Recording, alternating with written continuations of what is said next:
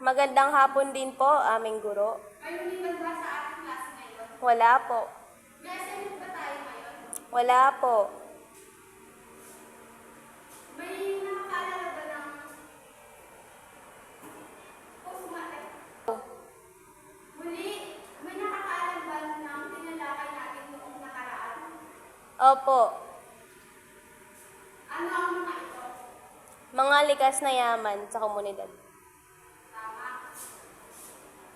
Ngayon, may papakita akong larawan sa inyo mga bata.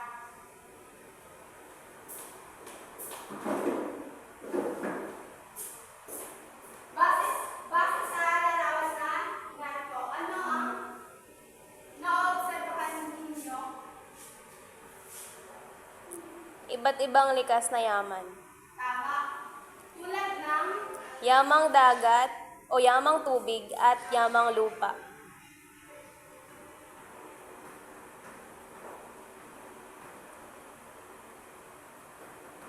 lupa,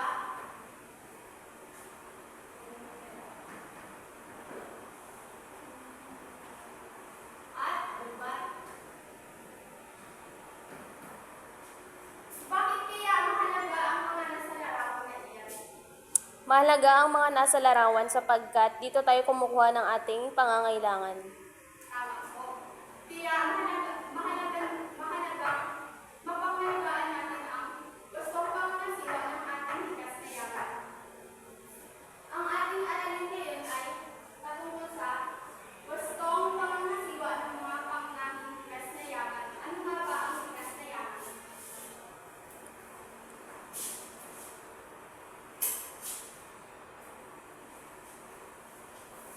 Pakibasa po ang likas na yaman. Likas na yaman. Ang mga bagay na nagmumula sa kalikasan tulad ng lupa, kabundukan, kagubatan, karagatan, mga ilog at mga lawa, maging ang mga depositong mineral. Tama po. Tama po. Ang likas na yaman ay yung mga bagay na nagmula sa ating kalikasan tulad na lamang ng yamang lupa, yamang mineral, yamang gubat, at yamang tubig. Ang ganda dyan ay ang yamang lupa na kung saan na kung saan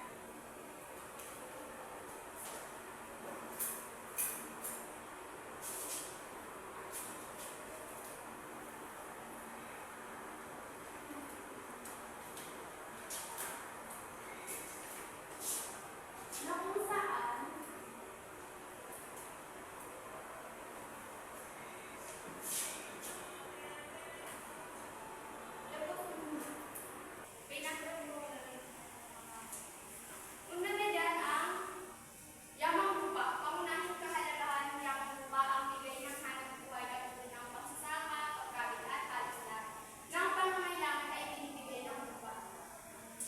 Sa yamang lupa, ang kahalagahan ng ating yamang lupa ay ang pagbibigay ng hanap buhay, pagbibigay ng pagkain. Kaya sa yamang lupa,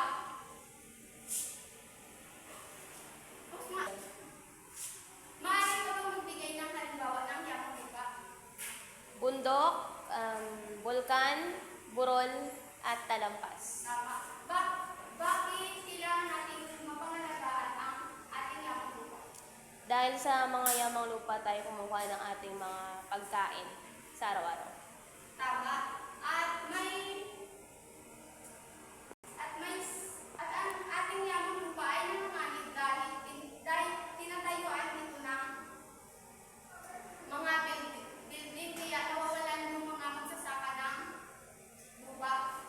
Next is yamang dagat.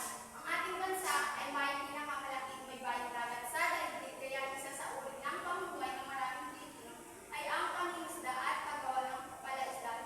Ano nga ulit ang paunang hanap buhay sa yamang dagat? Pangingisda. Tama.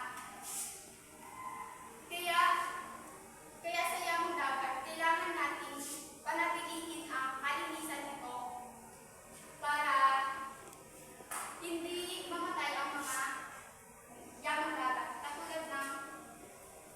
Katulad ng magbigay kayo ng halimbawa. Isda. Yamang dagat or Yung mga kabibe, perlas. Paano natin sila mapapangalagaan? Huwag magtapon ng basura sa dagat at huwag gumamit ng dinamita. Tama po. Susunod ay ang yamang gubat. Isang kagubatan sa uri ng gubat na nagbibigay ng iba't ibang uri ng likas na yaman. Ang gubat ay tahanan ng mga ibon, hayop, halamang pagmumot, kahoy, puno at iba pang yaman.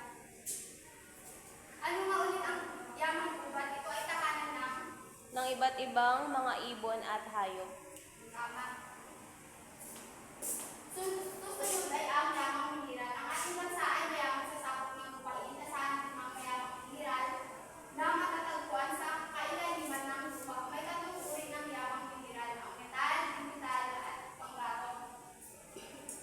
Ano nga ulit ang tatlong uri ng yamang mineral?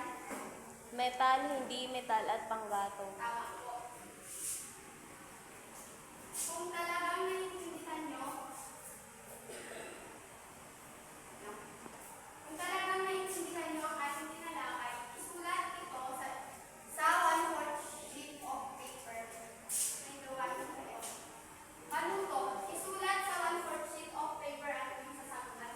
Magbigay ng halimbawa ng likas na yaman na 5 minuto para lang sa ulan. Kaya mga bata, natapos na ang inyong 5 minuto, kaya ipasa na ang chinek nating papel at ibigay sa harap. Tindihan ninyo ang ating tinalakay. Ano nga ulit ang kahalagahan ng rasong pangangasiwa ng likas na yaman?